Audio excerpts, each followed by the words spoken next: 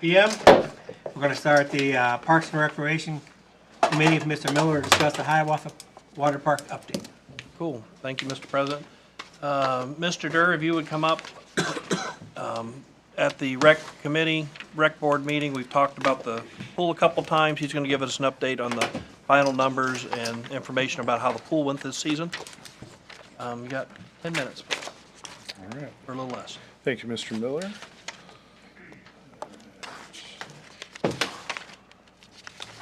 Mr. President, Council, thank you for your time here. I passed around to everybody just a few figures that I put together, going through the budget items that we've kind of examined through the end of the year here. Pretty straightforward, nothing too complex here or anything. So on the first page there, it'll show you the revenue, the total revenue, and then we broke that into two things: the water park admissions and then water park concessions. So all total, we had out of the concession stand $71,281.46. The water park admissions, we took in $382,703.13 for a total of $453,984.59 we projected, and when I say we, that was basically kind of what was in the budget when our previous auditor kind of set those projections. Down there you'll see we projected 235 at admissions, and then the actual totals there, and then the concession was projected at 53,000, excuse me. So we surpassed both of those very well. We had a small increase in our membership and daily rate. Those were instituted this year, but then we also started taking credit card and debit cards. So I think that just provided people with more options to make those purchases, which was just more of a convenient way for our customers to utilize our facilities there. So, and then if you want to flip over to the back, I broke that down for you with the expenses. You can see through the various categories there that are in our line items. With dues and supplies, concessions, telephone, ads and promotion, and so forth. And then broke it down for that middle graph. Nothing too crazy there for you. That's just stuff I'll look at more with a little bit more fine-tuned comb there. We'll look for ways that, if we could find some ways to cut some costs there out of the concession stand and improve some of our processes. That'll just make that overall better for you. So, and then the pool management contract service, that was $455,500 with total expenses there at the bottom just over $600,000. So I think we did a great job this year. If you want to look at it from the standpoint of our total revenue, just nearly covered the pool contract, so which was well over what was expected. So I think that's a great thing for the city and where we ended up for the year. So, What do we have, like 2 more years on the loan? Well, I've asked around a little bit on that, and I think Mr. Scott had told me before this year started he couldn't remember if it was 3 or 4. I think it's 4. So I think it's 4 years before the bond is retired. elapsing this year then would leave us either with 2 or 3, but I think it could be 3. So The only complaint I get on the pool, I got several, is when we close. Because we have warm weather, and I know we don't make money in the pool. It costs us money, but it's a service to the community. Has there been any consideration having it? I know lifeguards are an issue, and footballs and fall sports are an issue. Maybe on weekends or something. But is Sure. there any way to keep it open a little longer and be able to staff it? So I'll give you 2 things on that. So staffing wise, I had asked the managers and the pool company what the breakdown is of our staff, and they said about 95% of the staff are high school age kids. So you can almost say we know at some point that has to be really the stopping point once they go back. We could evaluate weekend availability or just evening hours. We can look at that. One thing I'll point you towards is the contract itself has a set specific number of hours that can operate. That's essentially what we've paid for. So we could talk about how long it should be open and how many days we should get towards how far we can get in the summer. But once we kind of reach that hour threshold out of the contract, that's that pretty much sets where we'll be closing for the year. So, And the contract be amended? Upon mutual agreement of the parties, the contract can be amended. We do have more hours in the contract that we can wiggle, to get more hours. The problem again is what he just mentioned. If 95% of your lifeguard staff is gone, I don't know if somehow. Bruce, would you like to be a lifeguard? Weekends or something like, is there some way we could work around that so we can And again, make the people happy? the problem is the profit and loss is, I know. we look at, It's gonna be a loss to operating go. costs. If we have, 30 people show up at the pool and we're operating at a full capacity, are we willing to take a significant loss is the question. I know you're all looking at this saying, okay, we were what? $1,000, almost $1,000 off of breaking even on the pool contract, not expenses in total, which I would say it's a water park. It's a service to the community. Yeah, it's a literal drain. So, I think if we're looking at operating it like as an enterprise, as if you were a private business, no, we would have to dramatically consider how we hire, what we, the programming that we offer, how we do a lot of things. But we, operating it as a city, are willing to take a hit for the sake of it being a service to the community. That said, we do need to make sure that it's not a massive loss. And I think we're doing a pretty good job with that. The fact that the season ends earlier, we wouldn't like that either. But, again, 95% of our staff goes away. We've talked about longer hours in the evenings, which we did the 5 after 5 deal this year. We've talked about the weekends. Those are options that are still on the table. We'd like to explore those, but we're not going to make any commitment now, and we'd still have to work with the contract. So question, CPA. the pool contract, they pay the lifeguards? Through Correct. that So contract. this price I see, the 455.5, we would pay that even if we use those extra hours that are in the contract? Yeah. So there wouldn't be any extra cost then to us, right? This is the cost of the contract? It's the cost that would come to us would be the actual operating costs. So the operating costs Okay. are not built into Gotcha. the contract. Yeah. Okay. What percentage of the gate is people coming to the gate versus year-long membership? I can't give you that definitive answer. That was kind of through switching over to some of the credit card options we had. We had 2 terminals, then we kind of found out after the fact, Mr. Salyers and I did, that we had to designate which one was a concession stand usage and which one we were using out of our. So unfortunately, those numbers got lumped all just into kind of one pot. And So, we'll be able to next year. We'll be able to give you a Yeah. much better breakdown of that as well, because we're going to be launching Civic Rec, which is the recreation management software. So that will track, even down to, do they prefer Snickers bars or Reese's cups? So The reason that I will, ask that, yeah. if most of us membership, we extend the number of days, we get no more money because they're members. Right. And I didn't know how much is money comes in at the gate versus membership. Yeah. sure. And that's something we need to look at. And that would be another cost if Sure. if we're not making any gate money. For No, extended and days. of course you do make more revenue on somebody that comes in at the gate, essentially. And we've talked ad nauseum about, the way to structure that, whether you're a citizen of the Mount Vernon City School District, and it's not just the city, it's the school district, or if you're outside, because we had plenty of people, I think even the prior season, I think the Mansfield City School, or the Mansfield pool, closed, so we had a lot of folks coming from Mansfield so we have a lot of opportunities. It's something that we've talked about, is making sure that we are targeting zip codes that maybe have a pool but don't have a water park that we have, or it's really about the marketing and how we're doing this. And When we first did this, I thought of it as a business. I thought, well, it's a business loser. And then they convinced me it's not a business, it's a service to the community. Sure. Just like picking up leaves and everything else. So it's a community service that we're doing. Yeah. So we need to figure out. Yeah.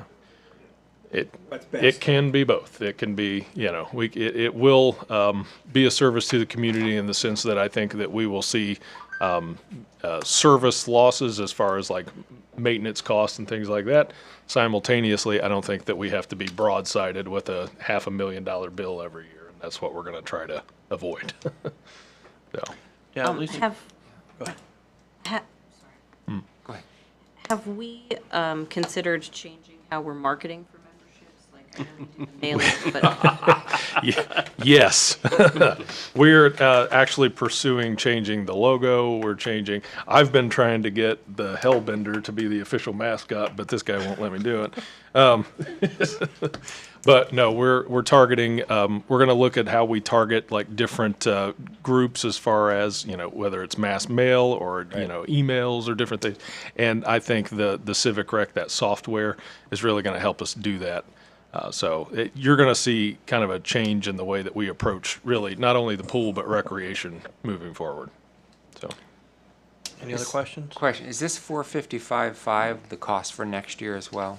no, the contract goes up just There's, a few thousand, but Yeah, 459 or Yeah. something in Okay, that so it's ballpark. pretty close. I can get you that number. I don't have That's that. okay, if it's the contract close, I with didn't know me. if it was just a few it's thousand or- adjusting for, I think, like returning lifeguard pay Sure, and that stuff makes like that. sense, yeah.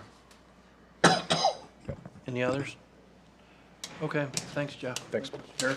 And on the bottom there, Bruce, if you look, it's got the approximate number of total memberships for the year on the front page of 450 to 475.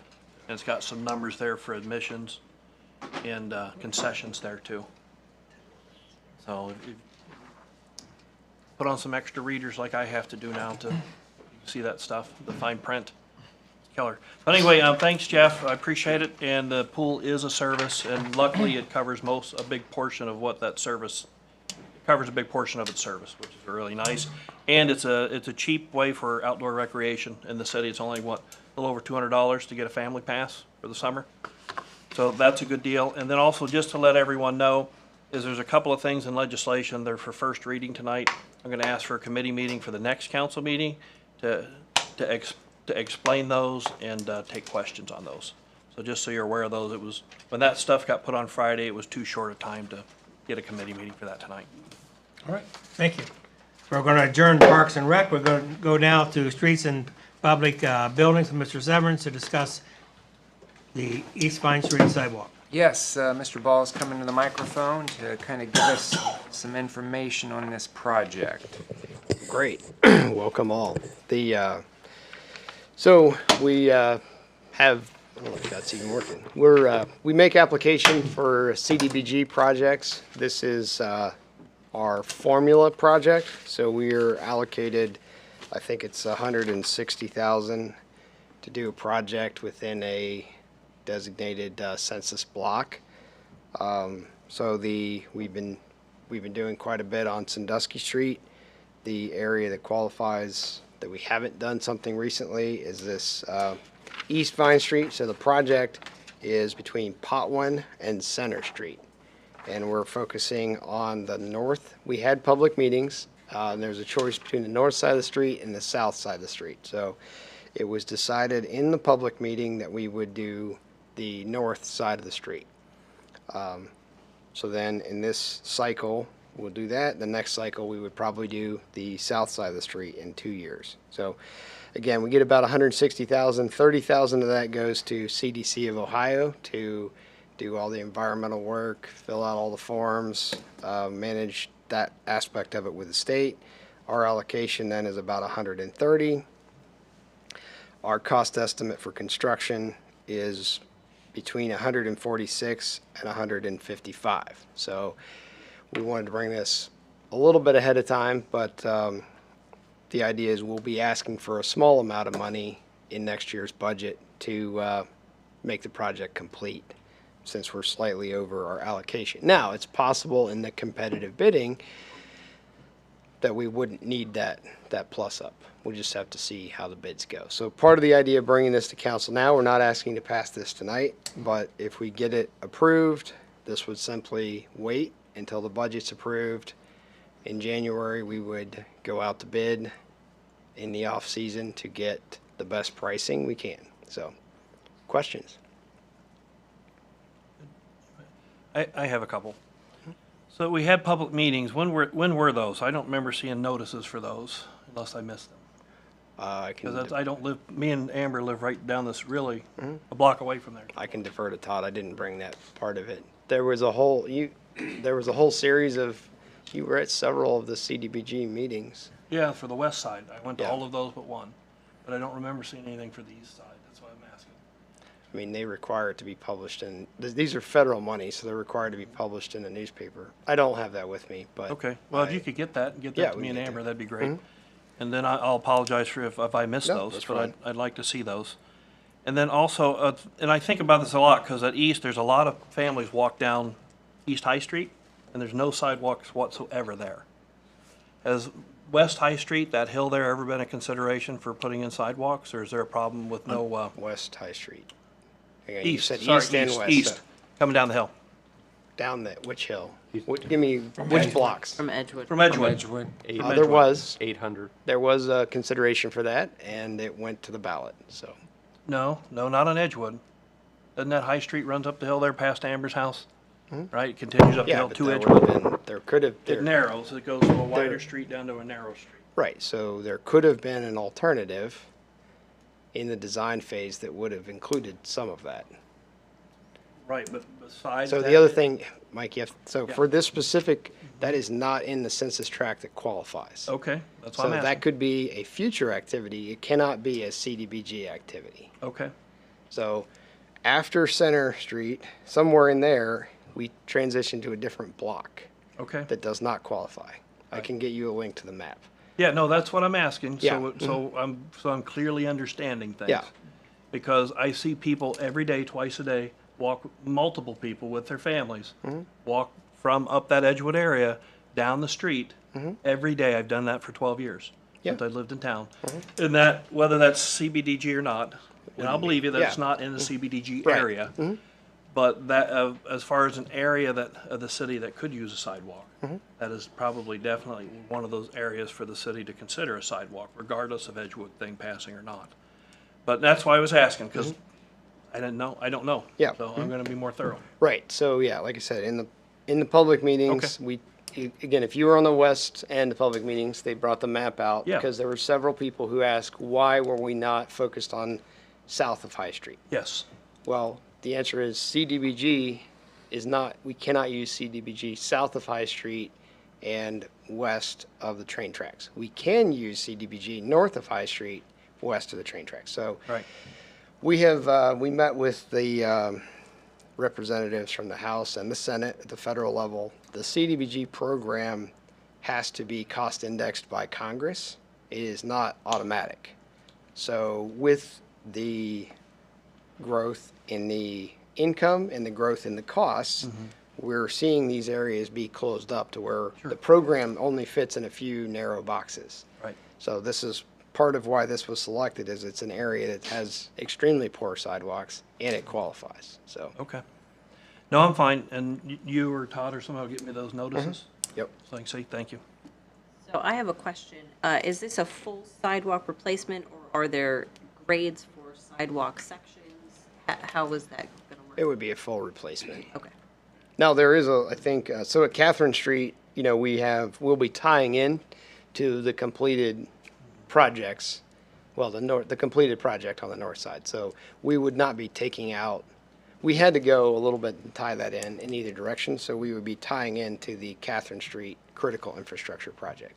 And there's some historic brick in the sidewalks there. Is there a plan for those? Yeah. Have you been to the Catherine Street intersection? So what we have to get through the final environmental process. What we typically do, the homeowner owns the brick. So we will coordinate with the homeowner, but we like to put basically a sidewalk under that and then put those bricks back. So the cost estimate includes taking the brick up, putting a level concrete course under it, and then stacking the bricks back.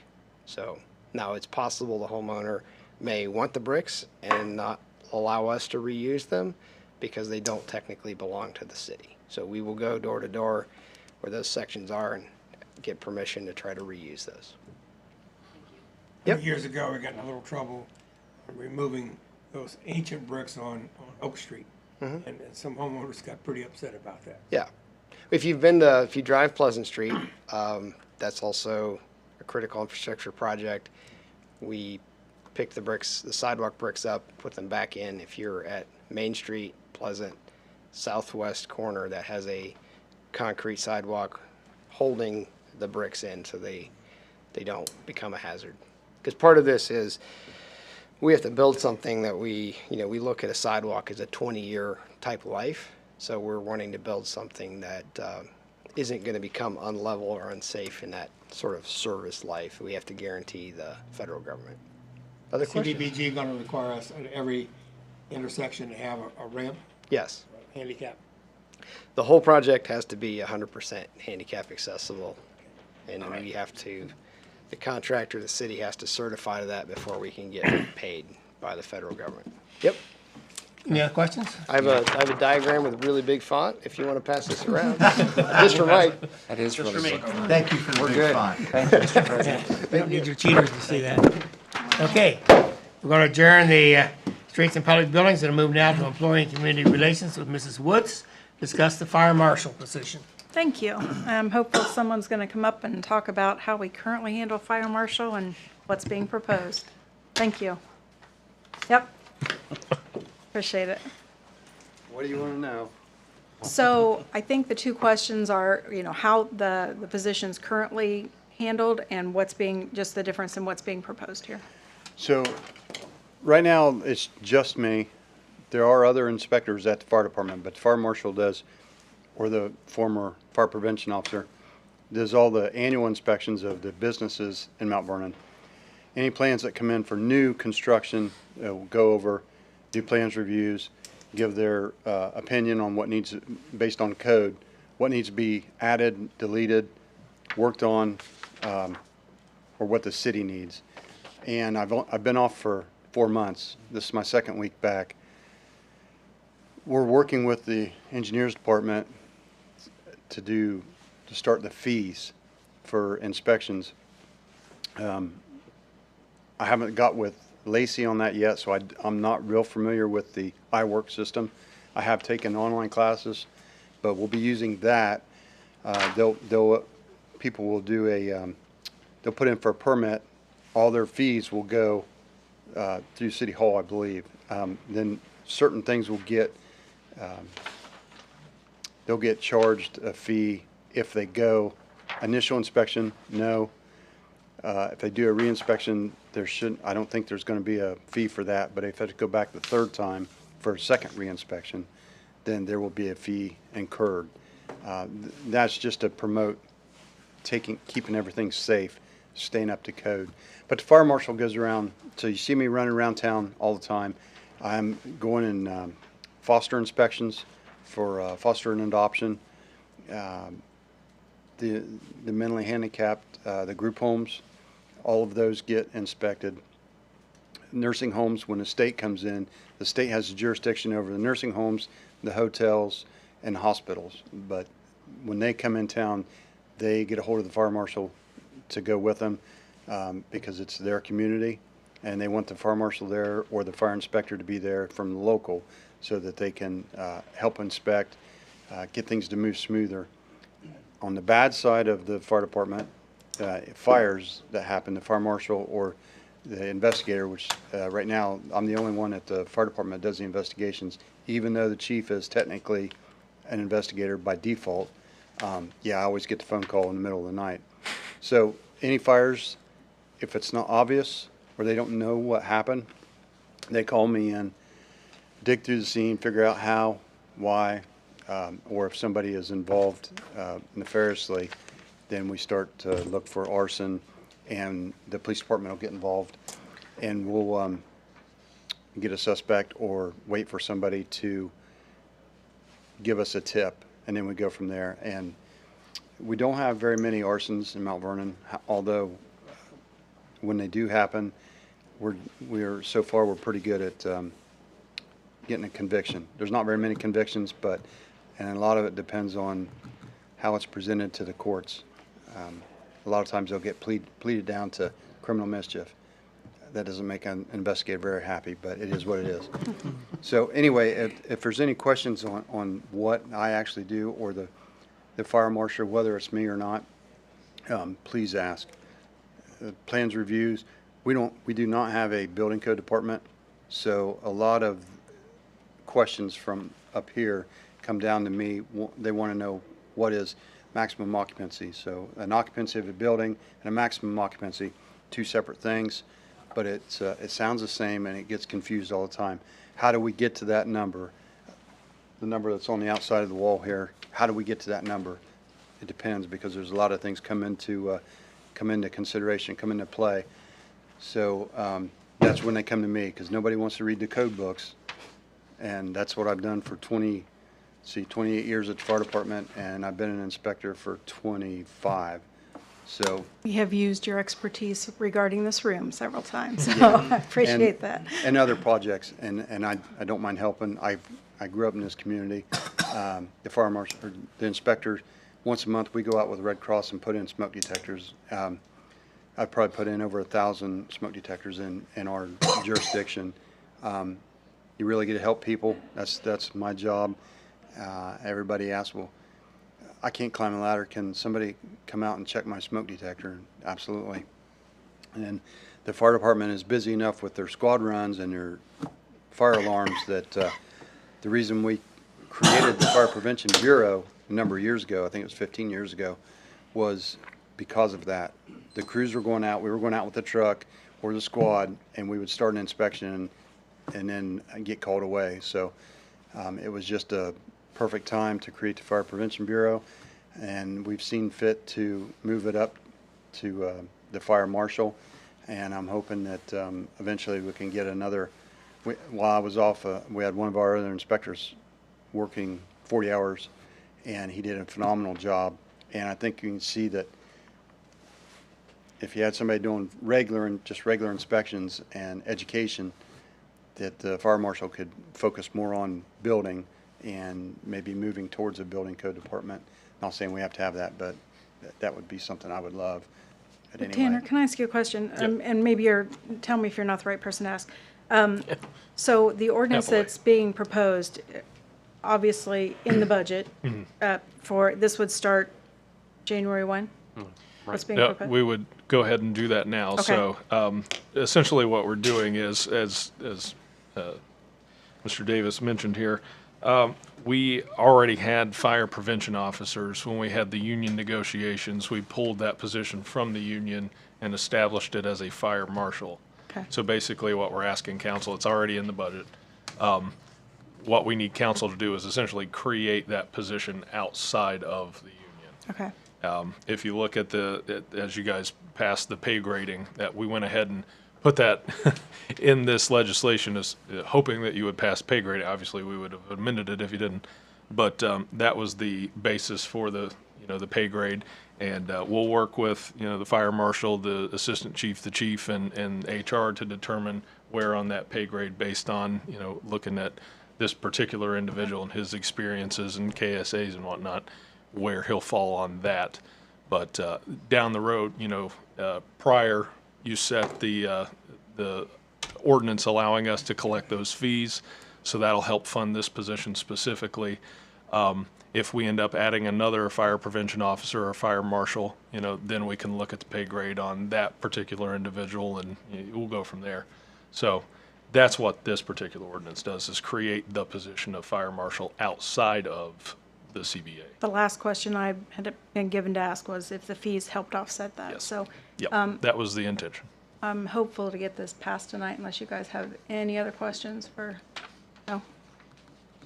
Okay. Any concern with suspending the rules? All right, thank you.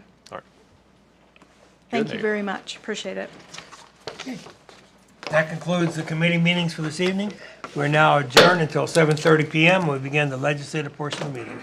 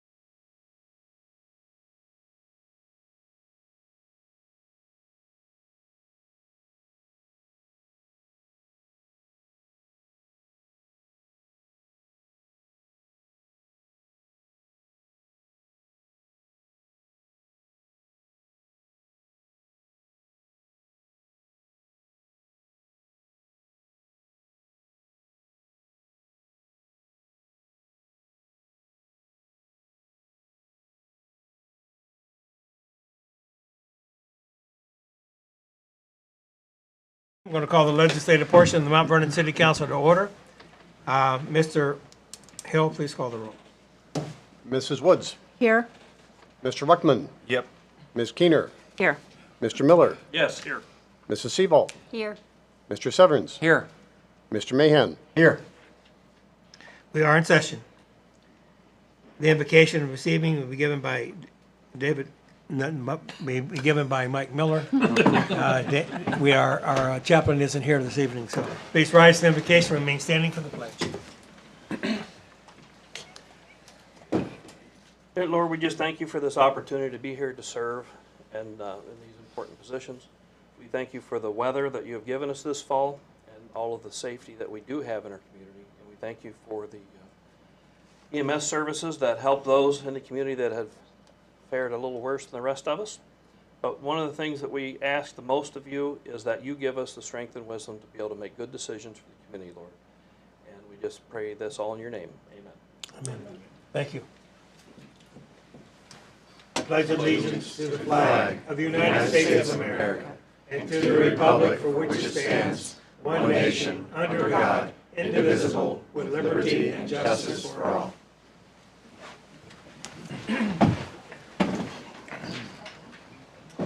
Council, in your packet were the minutes from October 28th. Are there any additions or corrections? Not, I'd ask for a motion for approval. So move. Second. And moved and second, they be approved. All in favor, say aye. Aye. Opposed, nay. They are approved. Council, in your packet are five committee meetings. Mr. Hill, any petitions or communications? There are none.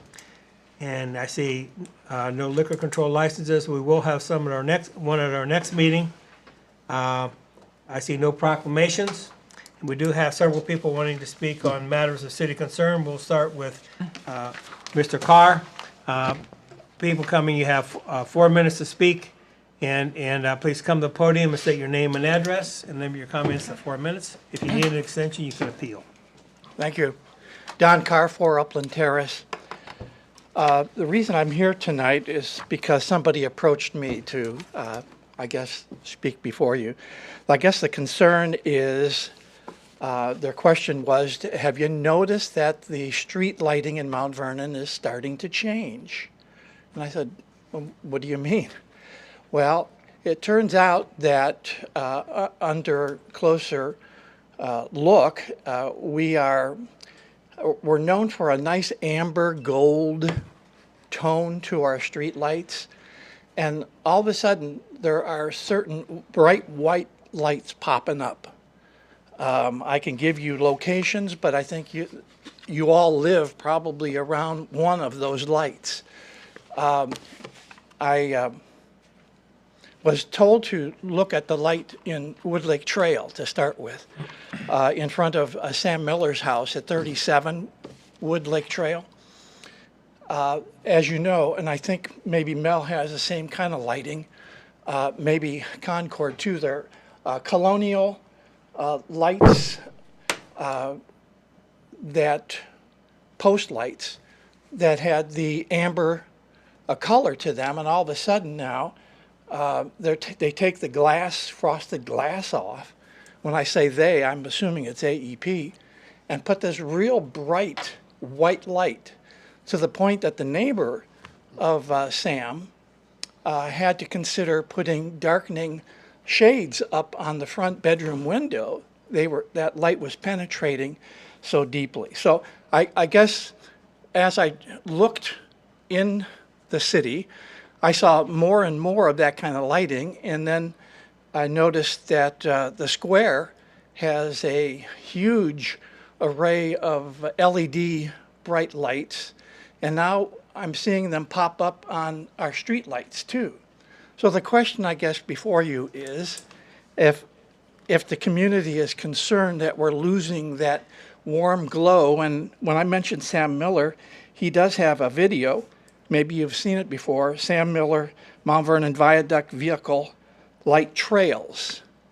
And it's a video that just shows the warmth of what we get with that amber gold lighting in our city. And we're losing that to the point that somebody told me I used to call in to AEP and advise them of lights that are out on my street. He says, I'm not doing that anymore. He says, because the replacement lights are so drastically different that I'd rather have no light at all. And that's a shame that we've reached to that point. So anyhow, if there's anybody that can address that here tonight, or you want to investigate it, I think what's happening is an evolvement of bright to a bright light on our streets, and I'm wondering if that's offensive to City Council as well. The other matter is Municipal Planning Commission times. As you know, some of you may have even struggled to get to some of the municipal planning meetings in the past. A 4 o'clock meeting is totally unacceptable in any government. We have people that can barely make a meeting like that when they work in Mount Vernon, let alone traveling from their job in other places. I did some investigating. If you want to consider the options that are available, you'll notice that there's not one city in our area that has a 4 o'clock meeting. The earliest is 6:30, or 6:37. So I know you have no control over that, but I know people have come to the municipal planning meetings in the past and indicated to the mayor that this time is not acceptable. And I know we're approaching now a new calendar year of 2025, and if a change can be made, it needs to be considered now. That's all I have. Thank you. Thank you, Mr. Carr. I've had the same complaints on lighting, and they call it light pollution, and because of these bright lights. And I understand the need for LED because of the energy saving, but the brightness of those lights is offensive to some people, and I've had complaints about that. I don't know what we can do about it. So I think one of the things we want to keep in mind, safety is the reason why you have streetlights. For sure. Driving, our police Yes. would like those. I mean, it doesn't bother me a bit to see Until the they come brighter to light. your street. And they might, and they're getting Yeah. closer. So as they get replaced, they will probably replace those with LED. I mean, we're trying to save money. They're brighter, they last longer, and I think if safety is the primary concern, why you would have streetlights for people walking, cars driving, I think that's something we just got to deal with and move forward. Well, in addition to that, what's really concerning to the people on Wood Lake Trail is that the nice colonial post lights that they had with the nice frosted glasses are replaced now with I don't know what this is, but it's so powerful. This is the light that's shining into the house where they have to consider darker shades now.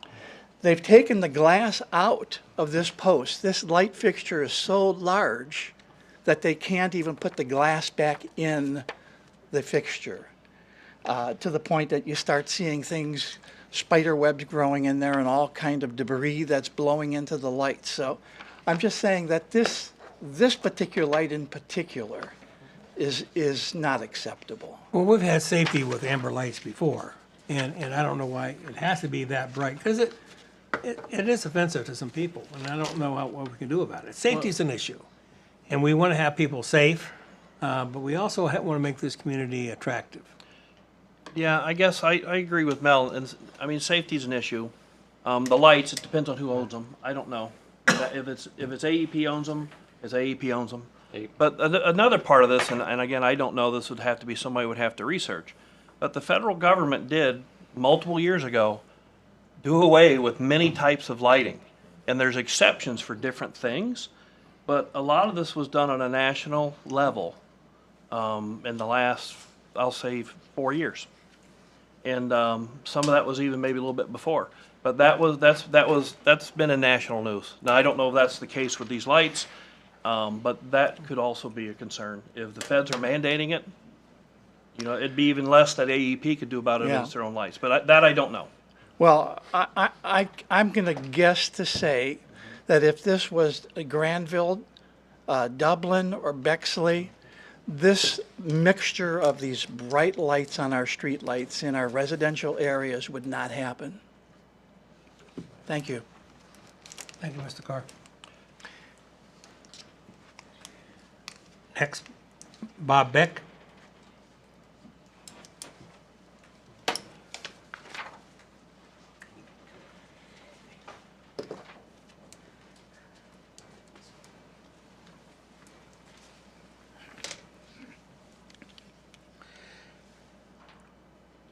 Hi, my name's Bob Beck. I live at 10 Woodside Drive. I'd like to thank you for your time and letting me speak.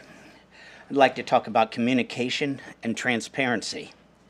That it's been a week since the election, and the Edgewood Road project was defeated by approximately 2-to-1 vote against the project. With this vote against the Through Street project being so great, will the city officials totally drop the idea? Or for how long does this no vote apply? I believe the citizens of Mount Vernon expect their vote to be heard, and I sincerely hope a new resolution with a simple text change will not be the city's next step to continue the Edgewood Connector project. My questions are, when will the contract with ODOT be canceled? Will that be brought before the City Council to become part of the permanent record? How will the people know the Edgewood Road Connector project is canceled? Please use all your tools and processes available to keep the public informed of the project cancellation. And remember that we do not need a state connector road to do infrastructure repairs. That if there are potholes, the city road crew can fix them. And if the water lines need replaced, the water department can replace them. That is what our tax money and water bills pay for.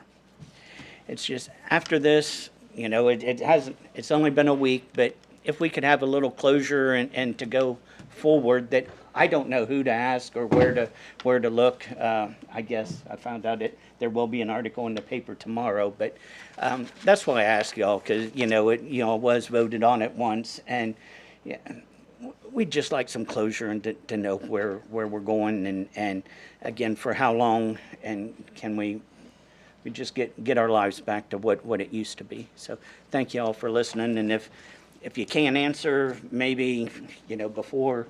On my other subject, Tanner, you and I talked, we had some emails, a point person even. I'm really at a loss to where these answers come from. Any answer? Thank you. I guess not. Well, thank you.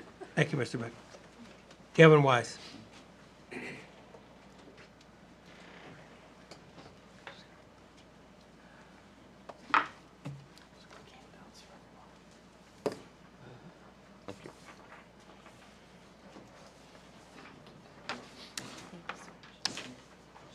Thank you. Thank you. Thank you.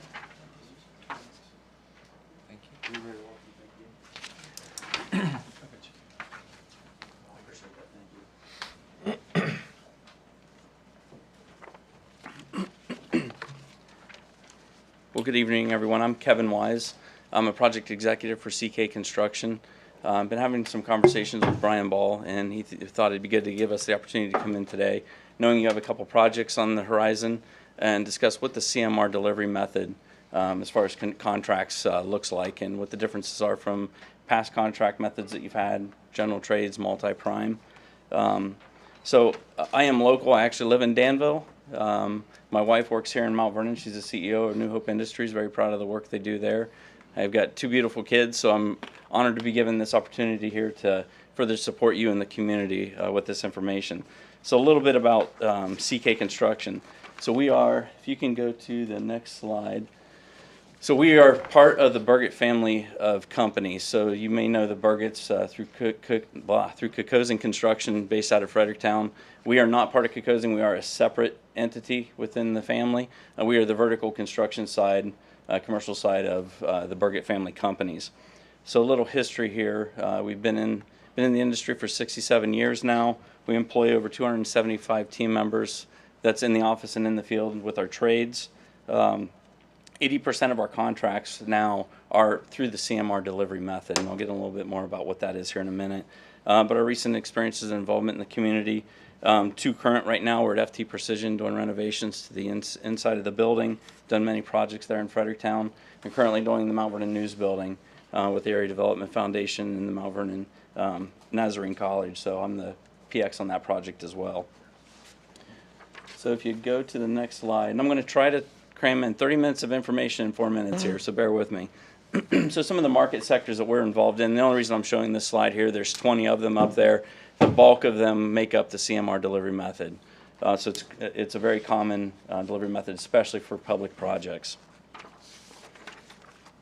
And then the overview for the CMR. So I know a lot of your contracts have been general trades. So general trades is you hire the architect, works directly for you, designs the project, takes it to 100%, then it's advertised, and contractors bid on that. So you get the low bid that comes in, the GC has all the subs under them, and you're typically stuck with that low bid general trades contractor. And then the architect is coordinating them with them during construction. So there's oftentimes a lot of going back and forth and arguments that happen in that delivery method. You don't necessarily have a say in the contractor that you're hiring and bringing on board, or the suppliers of the subcontracts that are working under them. They've had nothing to do with the project other than at the point in time that they bid it and you've awarded them the contract. The state of Ohio, the other delivery method that's been quite common, that's kind of evolved into the CMR delivery process, has been multi-prime. So you'd hire a CM as owner agent and the architect that work in unison. You had a CM there during pre-construction, during design, updating the estimate, moving along with the design, just one, making sure that it's staying on track per your budget, coordinating and working with the architect, providing updates to the schedule to see what it looks like to make sure, hey, this is working, this thing's going to be able to be delivered when you need the project turned over, and then it bids again. But in that scenario, there's multi-primes, a general trades contractor, and then typically all the major mechanical subs are their own entities, own contracts. You contract directly with them. The CM has no contractual tie to them, nor does the architect. And over the years, that's just evolved into a lot of finger pointing and a lot of lawsuits and a lot of claims and a lot of projects not completing on time. So the state got wise and finally said, well, why don't we take the thing that's working with us, take that contractor that's with us from the beginning, is managing the project for us, and let's put them at risk. Let's make them carry those subcontracts and manage them through the project. And there's been a pretty good turnout for that, success-wise for projects in the state of Ohio. There is a design-build delivery method for narrower scopes. And Doctor, ask for another 4 minutes for council. if I could. Council would have any opposition to another 4 minutes. Should have brought water, too. Go ahead. Sorry. So there's also a design-build You want delivery some water? method. No, I'm You fine. can have ours. No, I appreciate that. I'm good, thank you. There's also a design-build delivery method as well that actually has an at-risk where the architect works for the CM. They also guarantee the price and move forward through the project. So I want to just hit on now what CMR is. So once you typically onboard the architect first, and then you advertise for qualifications for a CMR. So contractors see the advertisement. You can get up to half a dozen to a dozen submissions for qualifications. You're able to look at qualifications for all the submissions and say that contractor is best fit for this project. They have the most experience, they have the strongest staff, they've done the most similar projects to this, and you shortlist that down to 3, and then they submit proposals. So you know what the costs of their general conditions are, their staff costs, what fee they're going to put on the project, and then you hire them. They're brought on board just like the CM was to develop the pre-construction with the architect, do updates to the estimate. They're able to sit with you and say, this is our subcontracting plan. These are the local subs that would like to invite to the project. Do you agree? Is there anybody you'd like to take off the list you've had a bad experience with? Or is there anybody that we're missing that you'd really like to have an opportunity to bid this project? So it's really a collaborative process. It's open book. And the same thing, they're keeping the architect honest, making sure the drawings are staying on budget, doing constructability reviews during the process to make sure when you're in construction, the architectural plans match the structural, vice versa in the mechanical, so there aren't eliminating change orders. We're able to look at the schedule and say, you know, we can start earlier. We might be able to do an early demo package, an early site package before design is done to get out ahead, to push schedule, to stay on track. And those are called early GMPs. We can look at long lead material procurements, whether it's mechanical equipment, switch gear, buying veneer early for the building so the brick's there when we're ready for it, and not waiting on delays where our sub or suppliers now trying to onboard that material late in the project. So when you're thinking of CMR, think of somebody that's there with you in the trenches, with the architect, working as a team, having your back. So once it switches over and we guarantee the price on the project, we guarantee the time, that's where the risk is, right? We've promised we'll bring this project in, known scope for this price, and hit this delivery date for you. And it's really, I think on that handout, I know I'm probably running out of time, and this is a leave behind. I wasn't able to hit on all these points, but this green section below is a perfect reference to some of the attributes that the CMR brings to the process. It doesn't necessarily, the columns don't necessarily align, but we're on board during the early planning, through design, through construction, and then we're there with you when the building's turned over through warranty and closeout as well. So that's about the quickest, fastest overview in 4 minutes I think I've ever done on CMR, and I know I've missed some stuff, but without getting into the weeds, I think that gives you probably the broadest perspective of it.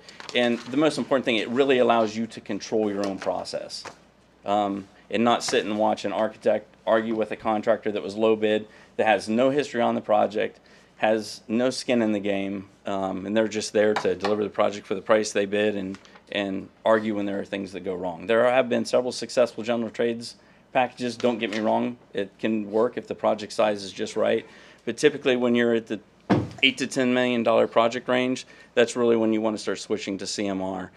General trades, if it's a simple scope, renovating this room, carpet ceilings, renovations down the hallway, that smaller scope of general trades can work great and be very successful in that, because that's a scope that the architect can easily dial in, draw it to budget, and then bid it. Same thing with the design build. Design build, I typically like to say is $6 million and less, depending on what the scope is. So hopefully that gives you a quick digest, something to chew on what CMR is. That leave behind, if there are any questions or there's just comments on there that you'd like to send some questions my way, I'd be more than happy to answer that as well. Are you able to send those slides to? Actually, you have them. Yep. Send it in PowerPoint and PDF in case you can't open up the PowerPoint. Well, that was close. All right. All right. Thank you. You're welcome. Thank you. Are we still having a committee meeting in 2 weeks? Yes. Okay. Half an hour. Next is Dan Fox.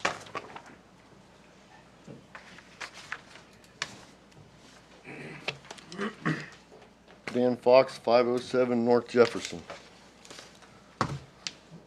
The big green noise machine is gone.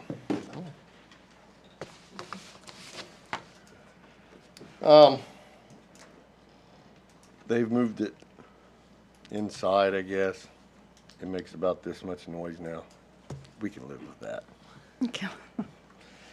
So, my neighbors, my wife, and I want to thank City Council. We also want to thank Jeff Godke, Cheryl Splain, Mr. Salyer for listening to us and listening to what we were putting up with and acting on our behalf, because we accomplished our goal. And it's all good. Mr. Shugart, he's proven to me that he's a man of his word. And in my book, that makes him a good guy. Never met him. He's still invited to our house for a home-cooked meal when he's working out of town, which is here. But maybe one day we'll meet him. So, thank you. Thanks for the good news. It worked. I know you really worked hard on that and came to us several times. Next we have I'm going to miss it. Steve Hendricks from the Gilbane Building Company.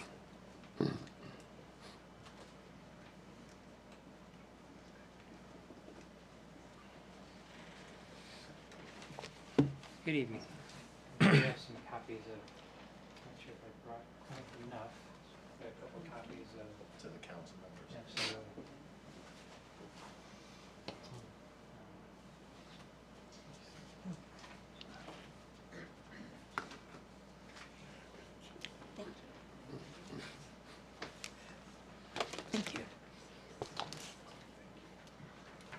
Thank you.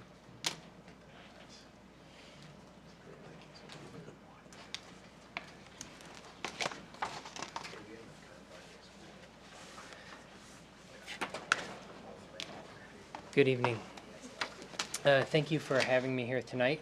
My name is Stan Hendricks. I am the Vice President and Business Leader for Gilbane Building Company in Central Ohio. Kevin did a fantastic job of laying out CM at risk delivery methods. I'm not going to give the same presentation that he did because he did such a good job. But what I would like to do is talk a little bit about some of the additional benefits that with the time limit that he had, I'm sure he'd love to share some of these as well.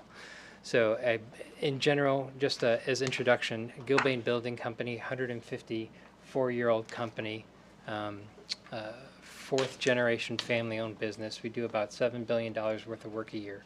We're in our top 10 across the country. We have a 1.6 billion in public safety and justice work going on right now. And the reason that's important to deciding CM at risk type work is one of the things about CM at risk type work is you're allowed to bring in the subject matter experts into the process much earlier than you would do as a normal general trade process. So the idea is that the builders who have built these type of products, you can bring in the RFQ process through qualifications early so that they are truly at the table with your design team as well as your community members and everybody as you design the project and get ready for construction. Subject matter experts are important because they have seen it before, they've done it before. So when you start looking at the specific type of construction that you're planning on building, having them at your side and coming up with the most recent, let's say, ideas around justice facilities, they're the right partners at your side. One example that we do in the market is we would actually build mock rooms that out of construction or cardboard that people can actually see and feel and fit before you actually build this for a final product. And you do that in the design phase so that you're learning as you go. One of the common misconceptions about construction management at risk is that maybe you don't have the same competitive pricing as you would in a general construction, general trades process, but the reality is every aspect of that CM at risk work, you're also putting out to the street for competitive bids. So if you were to say you have a $10 million project, 1 million of that 10 million might be insurance, construction manager, staffing, and fee, which you're going to competitively compete for your construction manager in an at-risk scenario. The other 9 million is actually trade costs, so subcontractors, concrete, steel, etc. And you're going to go out and competitively bid all that work. So you're not losing any competitive advantage in a CM at risk scenario, but what you are gaining is bringing in a CM at risk partner, subject matter expert early in the process. The other benefit I would say is you're allowed to fast track the work. You don't have to wait until the entire design is complete before you go out and bid it. You can prioritize the design so that you can start the work earlier. We call that fast tracking. So you might be able to start the earthwork. You might be able to start some of the structure before the entire project is fully designed before you move forward. And that's where you have the idea of multiple guaranteed maximum prices. So I think the construction management at risk process is something definitely for you to consider. I'm more than happy to answer any questions you might have on it tonight or in the future. But I would recommend that when you have a more complex project, larger project, you want your subject matter experts at the table with you early so that you can move it along quicker at a more cost-effective approach. And thank you for your time this evening. Thank you. Would you have any questions for me? Any questions? Nope. Good timing. Thank you. Next, we have Bob Yoakum from Rockford Homes. Evening, Council. Bob Yoakum, Rockford Homes, 999 Polaris Parkway, Columbus, Ohio. Rockford is the owner and developer of the retreat of Mount Vernon. Good to see everybody again. It's been a little while since I've personally been up here. I just wanted to simply stop by. There's no agenda to this. I had talked, Jeff had asked me, Gaki had asked me to come up in March and April. I did not feel like the site was ready yet. But I'm simply coming up to, one, thank everybody for their for the City of Mount Vernon's partnership with us. Two, to give you a quick little update, phase one is done as of 2 weeks ago. There's some minor cleanups, site-related items to go. We're 84% leased. Phase two, we are starting site development with the anticipation of going vertical in the spring here, as soon as weather breaks, so likely April. Every time I say April, it ends up being May, but all the same. Let's see here. I will leave my business card up here with my email address and phone number. I am happy to give anybody at council or staff a tour or coordinate a tour. I know that that was a request. Well, I believe that was a request that came through from someone at one point in time. Jeff had said something to me about that. I just didn't want to tour a project that I didn't feel was ready and presentable in the manner that we think is acceptable. So now that we're there, I figured it was worthwhile to come up and invite anybody that would like to tour the property. And I'll leave my cards with my email and phone number. And of course, answer any questions anybody has. But How many units are rentable right then? You said 84% capacity, but how many are moving? So we've got 152 in phase one. That is just now complete. 25 or 26 of those are vacant right now to be rented. I have to check my math, whatever 84% times 152 is, but I'm close. I'm within a unit or two. So we're bringing on the next 112 units, which will, I mean, if we start that in May, you're not going to bring on those units until likely a 6-month, 7-month time period after that. So I'm looking at October or November again for phase two to be complete. Sir, did the market meet your expectations, or did you expect them to No. lease as fast? But the or- market, I did not, I was answering the second question first. No, Right. I did not expect them to lease as fast as they did. The market was way better. So there's more demand than you thought there was going to be. As we started leasing essentially in July, we were leasing faster than we could finish units, which was, that is an anomaly, especially in today's time. So it was much better than we thought. Hence the, fast tracking phase two as quickly as we can. But So you're projecting that you'll be able to fill phase two easily? yeah. Thank you. Phase two has a lot more. Obviously our clubhouse in phase one was just shy of 7,000 square feet. We feel like that was a very good product and amenity that the current stock of multifamily housing does not have. Phase two has a lot more outdoor amenities with the big open park and pond in phase two. But no other questions, I'll leave my business cards here and happy to take a phone call, email, or come up and meet with anybody. Thank you. Thank you. Obviously, there's a need for housing space. The grad proved that. The old middle school is filled up right away. And so people are looking for places to stay. Am I finished with comments from the public? Okay, we're moving now to the legislative portion of the meeting. Council, in your packet is the agenda for the legislative portion of any additions or corrections.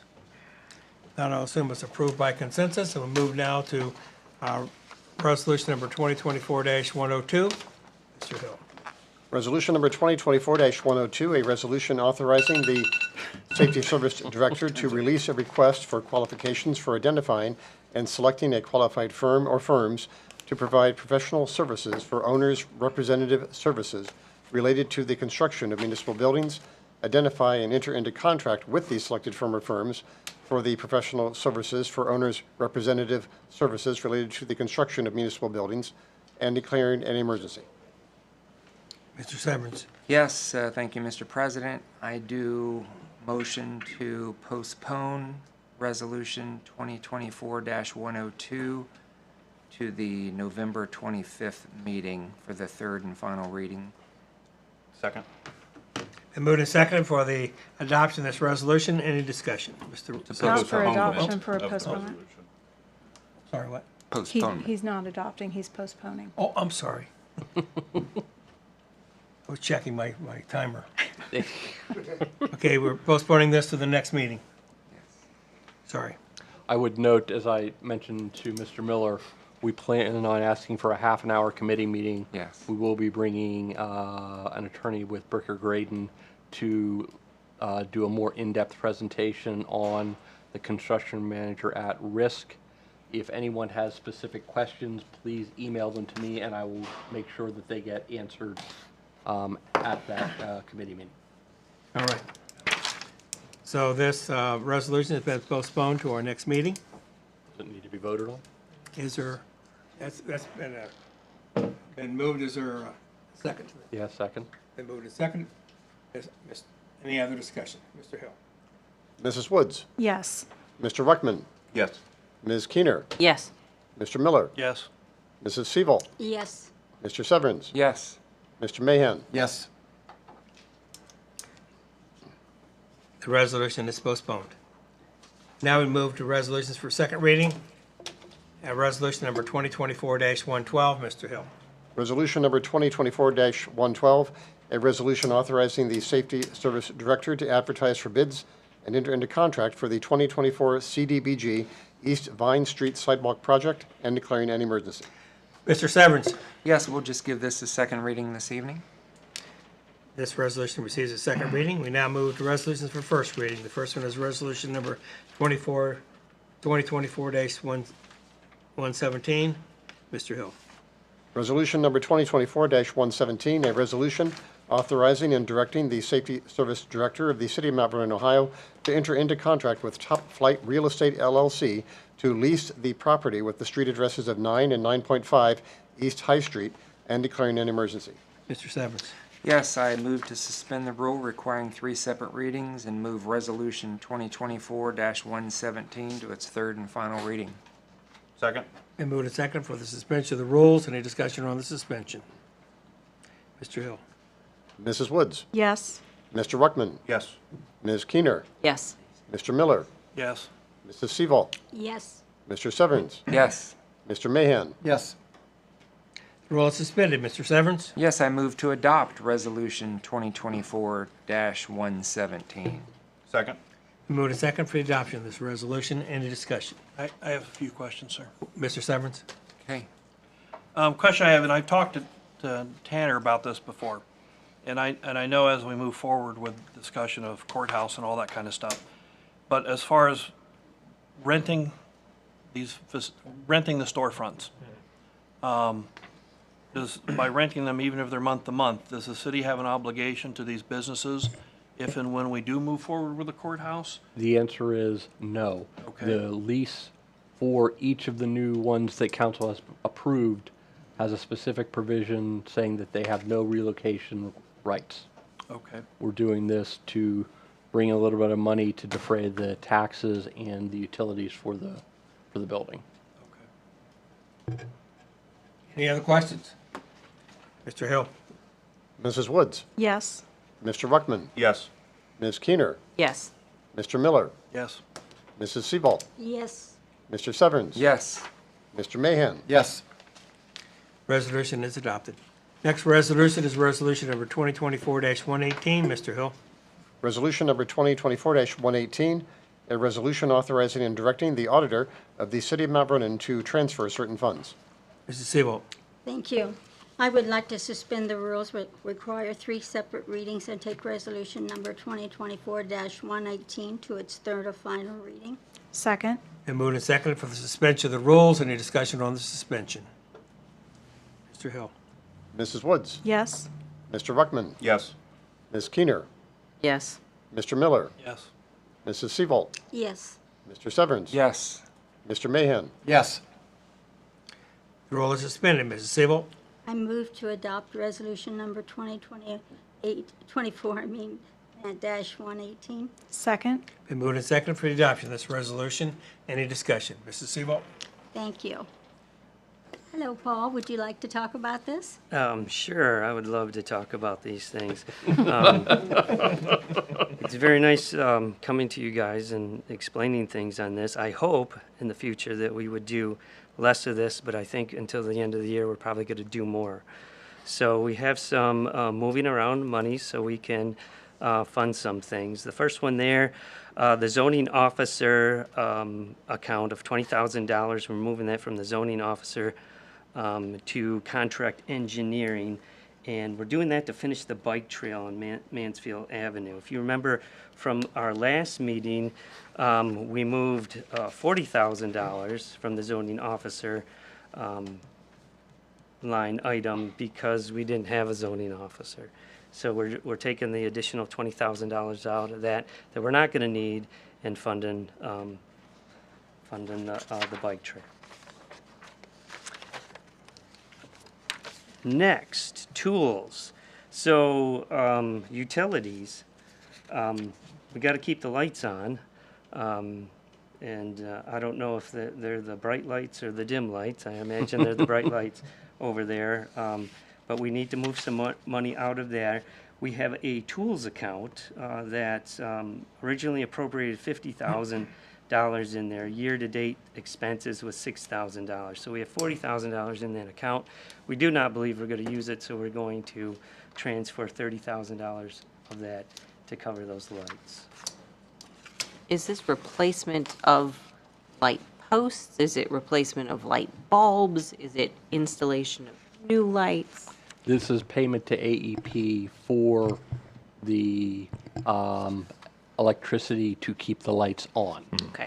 And this is also after we've installed timers too. The last couple years, we've had complaints about the lights being left on, and we've had to actually remove teams from the fields because they broke the rules and left the lights on. So after repeated warnings, so we have installed, you can correct me if I'm wrong, but we've got timers on all of the lights now, and it's still going up. And actually, after Mr. Mayville talks about number 3 here, I'd like to add a little bit of context to that as well.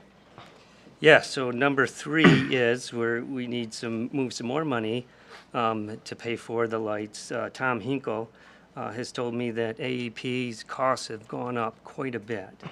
So we're moving $54,000 into the street lighting account. We're taking that from a line item on workman's comp. The original appropriation was $153,000. We used $59,000. We have $94,000 left. We do not believe we're going to need that for the end of the year, so we're going to move those funds to cover those lights. So I'll go ahead and add some context. If you remember earlier in the year, we received several phone calls and complaints about lights being off all over town. I got in my van, drove around, and contacted AEP, and we put about over 50 lights back on in service throughout the city. In addition to some more developments coming on, we've actually added physical lights across the city as well. Electricity costs, I don't think I have to tell anybody in the city, have gone up significantly. Mr. Hinkle and I are going to work with AEP as we are in an aggregate program. We feel like we are not being appropriately charged for this because these costs continue to go up. But given the conversation that has already occurred, the reason that you see these lights being switched from that amber glow to the, I'll admit, a incredibly bright light that could almost give you corneal surgery, is because they are, 1, more cost efficient, and 2, because they are so bright, they take up the glow radius of about 2 to 3 lights. And when we take more lights off of the street, that costs the city less money. So that is a decision. These are lights owned by AEP. That is a decision by AEP. And frankly, if you want the beautiful amber glow of a streetscape that looks like something out of a beautiful community in London, I encourage you to join an HOA. This is about safety and lighting the streets. It's not about the majesty of a Hallmark community, and we have to pay a significant amount of money, at this point nearing $400,000 to keep these lights on. And that's the cold hard truth.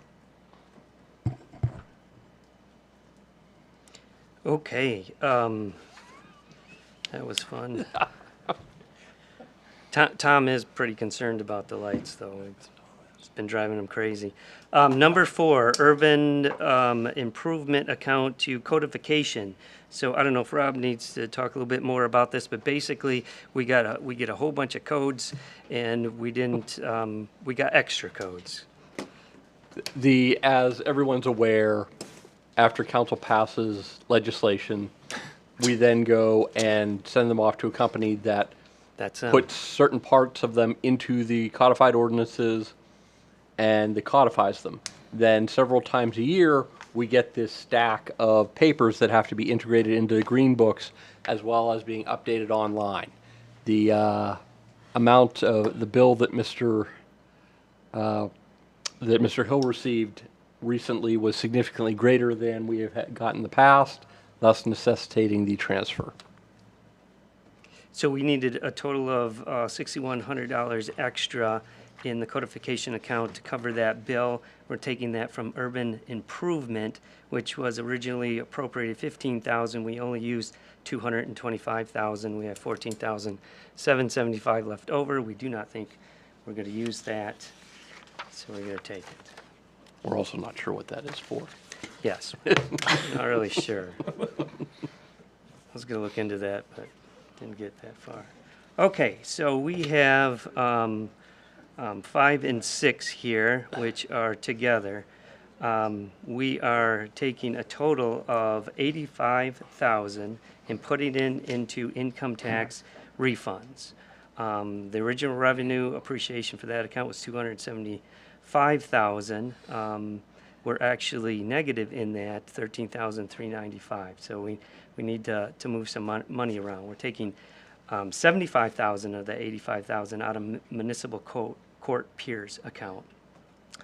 Original appropriation was $163,825. Year to date is $57,000. So we have $106,000 in that account, which we do not believe we're going to need to the end of the year. And the other $10,000, we have a line item called EMS building charges. It was originally appropriated at $155,000, and we have $45,000 left in that account. And we're safe to say that we can take 10 out of that, paying for those. Any questions? I have one question. We can go back to number 1. Mm-hmm. Okay, so the 20,000 is to finish the bike path up there on Old Mansfield. Specifically for engineering purposes of the bike path. For engineering purposes. Not to lay asphalt. or Okay. anything like that. So was this salary, overtime, and did we have a CMR for that project? No.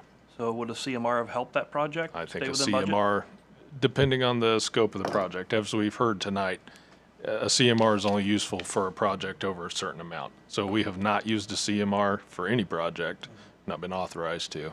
And I don't believe a CMR would really have fit On that particular Would that project. have been a beneficial project to use a CMR, Brian? I'm asking, just,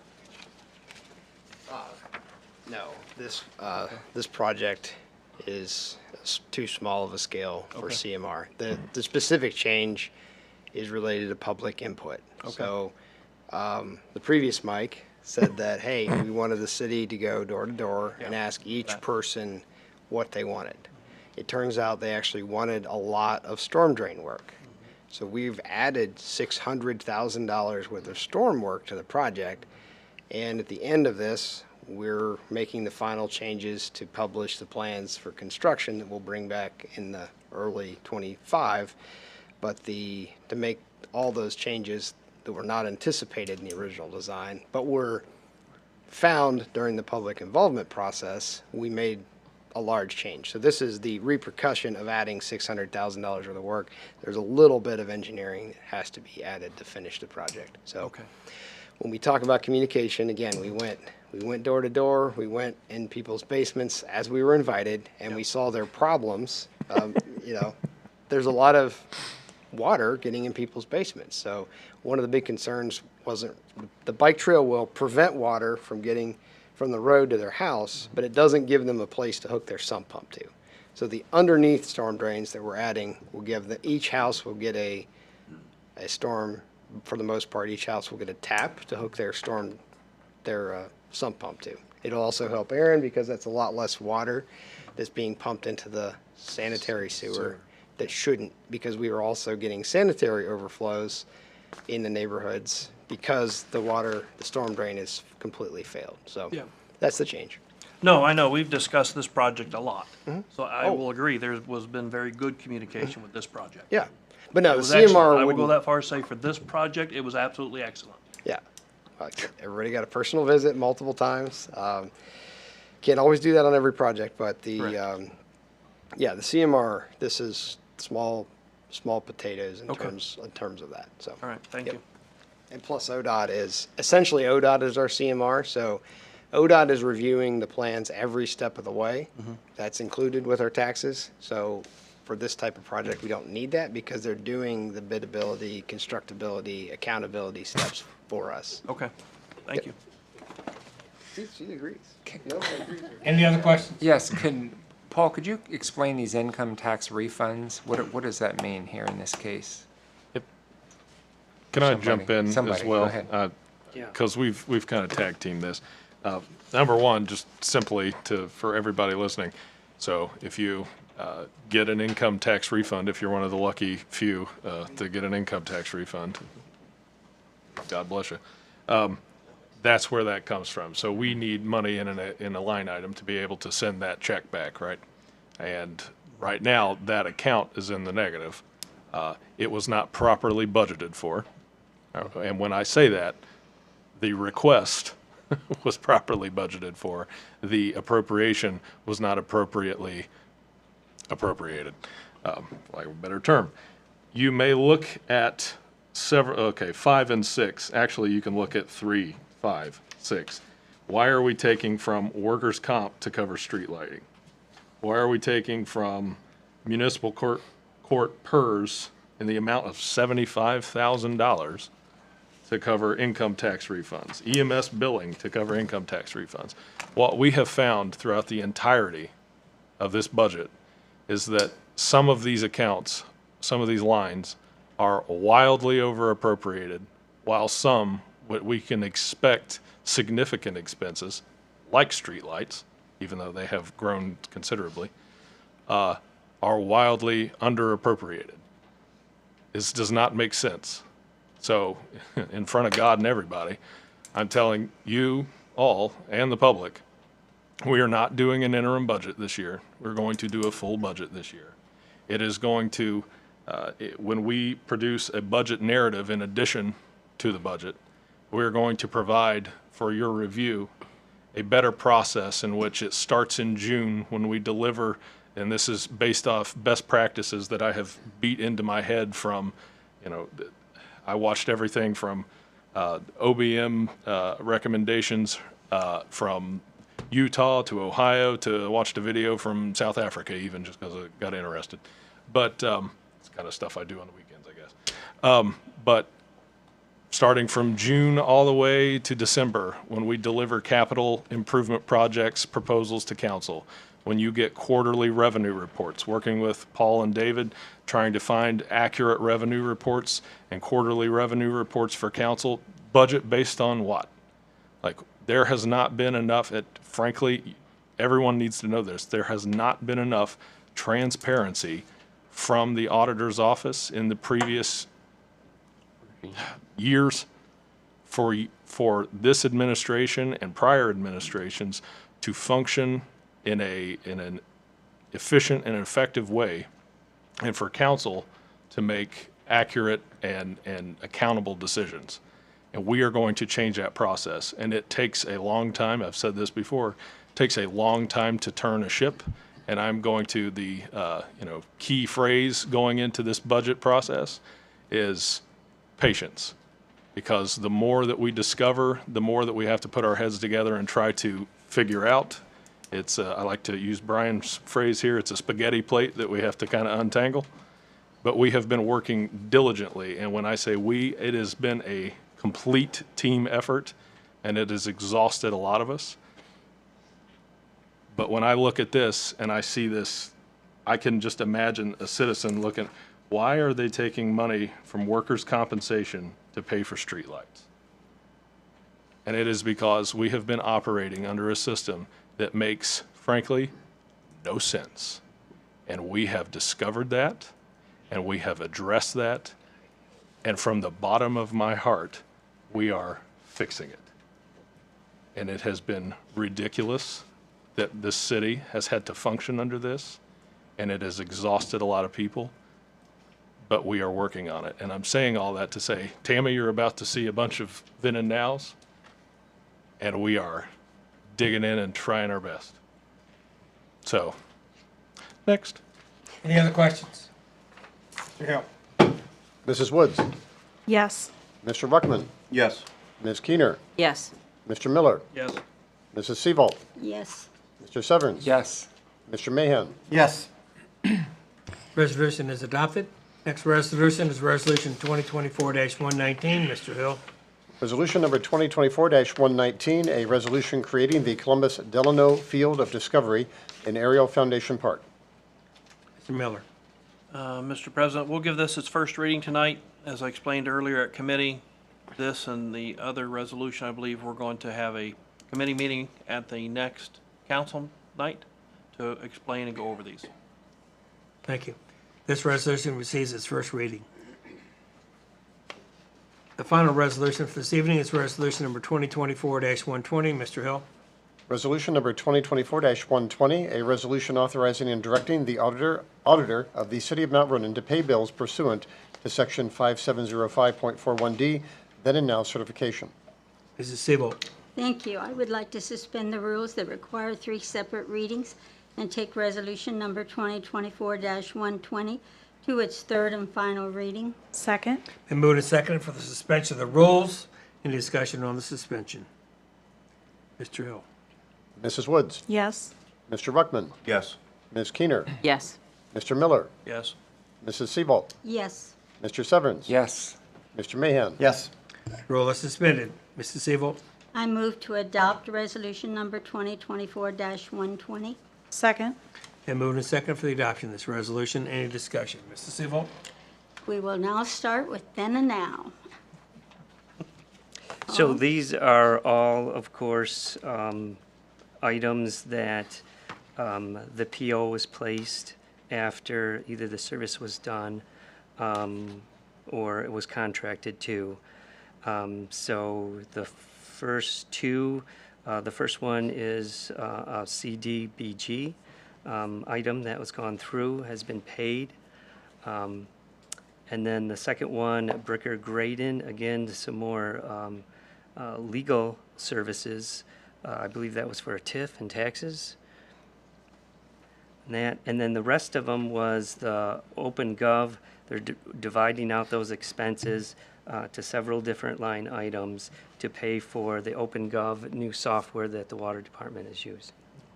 This is actually one bill. It's just split over a multitude of lines. Any other discussion?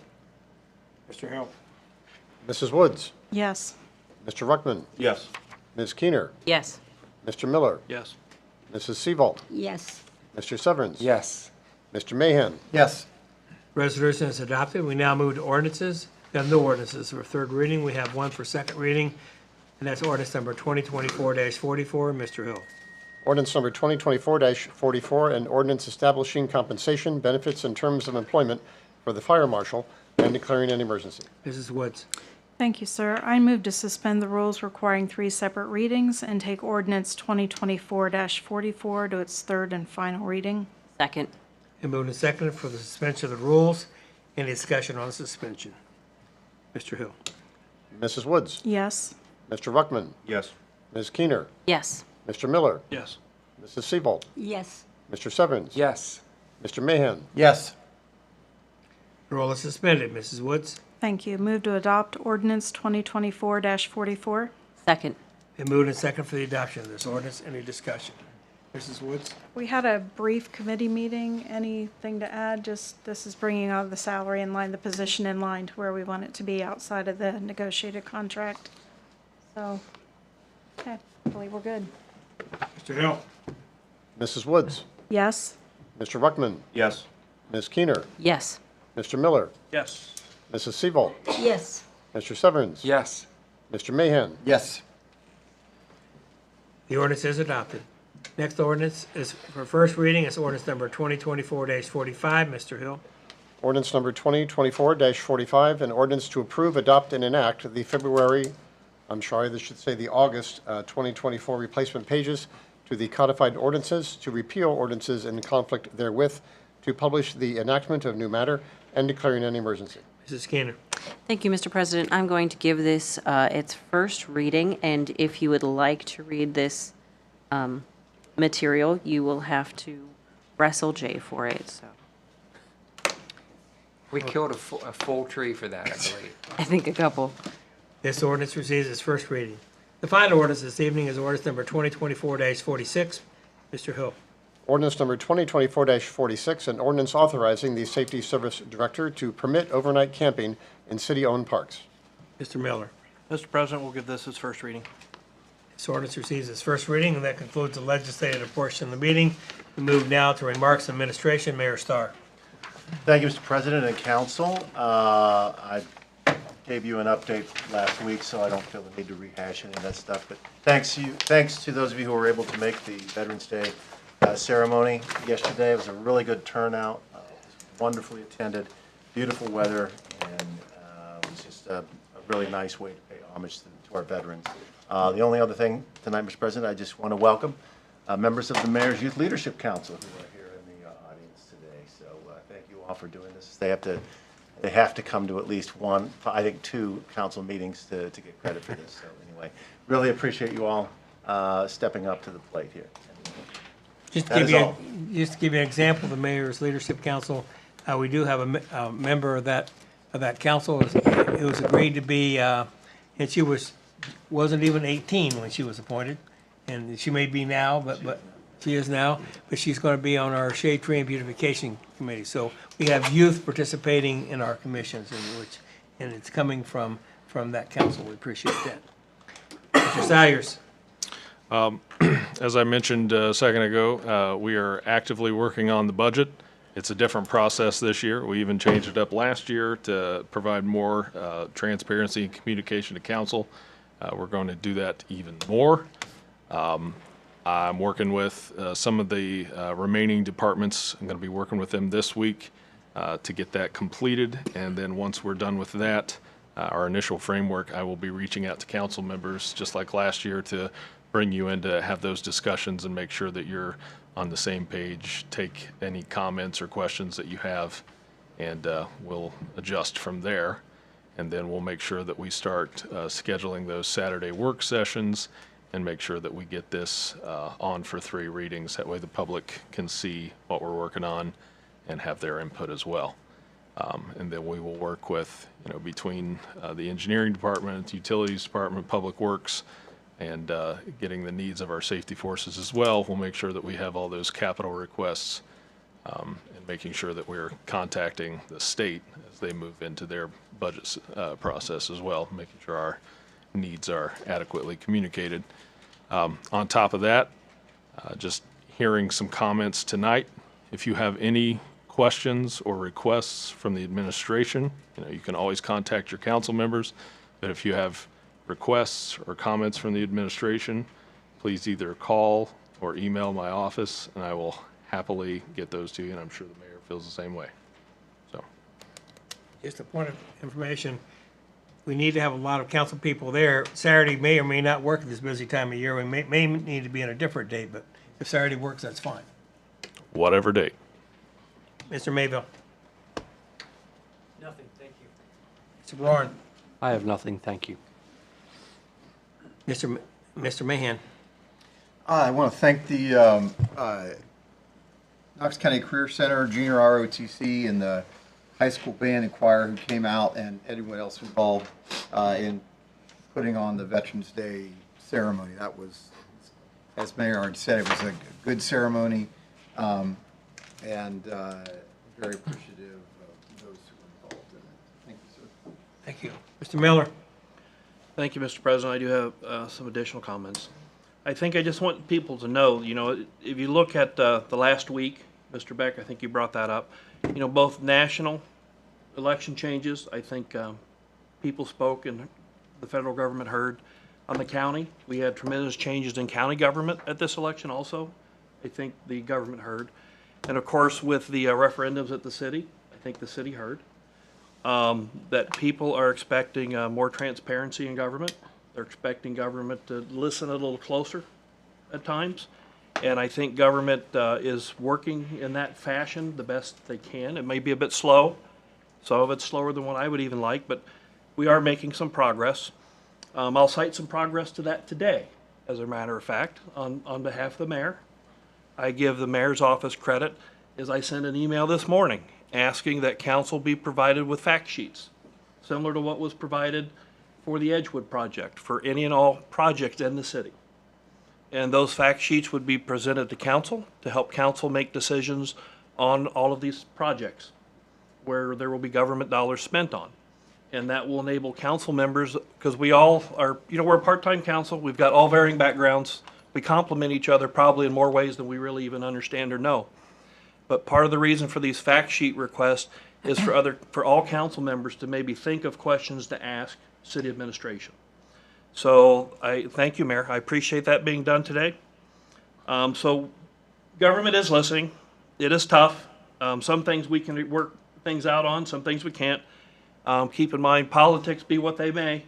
I can say quite sure that there will probably be questions that I ask that people won't like, and that's doing my job. And I'm sure they'll ask and give me responses that I don't like, and that's just the way government goes, But I'm quite aware, council controls purse strings. I've heard that. I've got my one vote on council, and I understand that, and that's fine. We all have a vote. We've all voted differently on different things at different times. And actually, sometimes we voted the same way on things. I was shocked that we did sometimes. But that's because we're all individuals, and we do the best we can to make the decisions with the knowledge that we have. But we're moving forward. With government, we've got this fact sheet, which I think once this starts, that'll help us out immensely. And I think the goal is, and I'll just borrow this quote because we like to poke fun at the federal government, but all government starts locally. All right? The more involvement from the community, the more people running for government office, the more questions that are asked makes government better. And your government at the federal level, it all starts right here in this room. It starts with your township trustees and the counties. That's where it starts. So the federal government's whacked out, then local government is, okay? Sorry, that's just me. But anyway, one of my goals, and the point of this with the CMR, I'm impressed. The mayor's office got ahead of that because I have asked a lot of questions about CMR. They jumped ahead of the game tonight versus voting on that issue tonight to start a primer to give me some stuff to look at and read, and other council members something to read to get ready and prepare for the next half-hour session where we ask questions. So, because my goal is this, and this is use this quote everyone will know, not to pass the bill to see what's in it. I think we've all heard that in regards to federal legislation. That is one of my goals on council with projects, and I think all council members, we all realize that the auditor's office is a little upside down now. But I do know that they are working very hard and very diligently to get that straightened out. There has been a disservice to the community with how that is run. I support what Tanner said. It's getting fixed. It's going to take time. But because of that, that causes council members to have additional questions and concerns about the finances of the city going into this budget. So I think the mayor's office is well aware of the fact that council at this budget discussion is probably going to be very critical of particularly projects for the next year or two. We have, and I agree with the raises in the, what'd you call it, Tanner? We've got the raises, contractual raises, but the CBA and the pay grade. The pay grade increases. There was a term we argued about whether those are pay raises or something else. Adjustments. Adjustments was, I think, the term we questioned. I agree. I think that was a necessary thing for the city to attract and keep qualified candidates. But the one thing that we are aware of is the auditor's office has had problems. It's being fixed. It's going to take years. We're going into a budget. A lot of people are probably a little uneasy about it. I think it'll be fine. But we have heard, and we should receive phone calls from people. I listened to Miss Woods. She probably seems to get the most calls maybe out of everybody, which is fine. That's wonderful. Yeah, it's I don't fine. encourage you to call her. But I can say this. If you want to, please do. But I can say this. I've been on council. I've had like 7 phone calls from the public. That's your choice. That's fine. I don't want to have 100 a day. I used to get that in Franklin County years ago. But at the same time, out of those phone calls, 4 were about the marijuana issue. I had not one person, although I talked to people about Edgewood, all my neighbors, I did not have one phone call where someone called me as a city council person. I had several emails from the same emails that everyone on council got. So if you have questions, please contact your city council people. Anyway, that's all I have to say. I probably said more than I should, but we are working hard, and people have heard on multiple levels of government. Terry, very glad to hear that you got back to work. It's wonderful. Thank Thank you. Mrs. Woods? Nothing for me, thank you. Mr. Ruckman? What's your phone number, Tammy? Yes. You want to give that out? Beat me. Nothing this evening, Mr. President. Mrs. Sabo? Nothing tonight, thank you. Mrs. Gainer? Nothing tonight. Mr. Severance? I'll try to be quick, but I do want to, I'm kind of excited, and I want to applaud Rockford Homes for their good news on the rentals out there on Radio Hill, if that's what it's still called, but that's exciting that there is a demand for those apartments and they are being rented out. Mr. Miller, thank you for this idea on the fact sheet. I think that is critical. I believe it's important for transparency and just so that we know the facts to be able to ask questions. I do like that. I'm very much in favor of that. And then I just want to take a second to thank our veterans, those that have gone before us, and even those that are currently active. That they have given us the freedom to be able to sit here and discuss these issues openly in a free society, and I'm very thankful for that. Thank you. Thank you. As far as Veterans Day, certainly appreciate all the veterans and what they've done for our community, and also to the Mount Vernon Middle School. The principal had a breakfast yesterday, and a lot of people, a lot of veterans attended that. I talked to some today. They were very appreciative of what the principal did, and to honor the veterans and what they've done for this country. That being said, thank you for the media for being here this evening, and I call for adjournment. So move. Second. And moved in second, we adjourn. All in favor say aye. Aye. Opposed, nay. We are adjourned.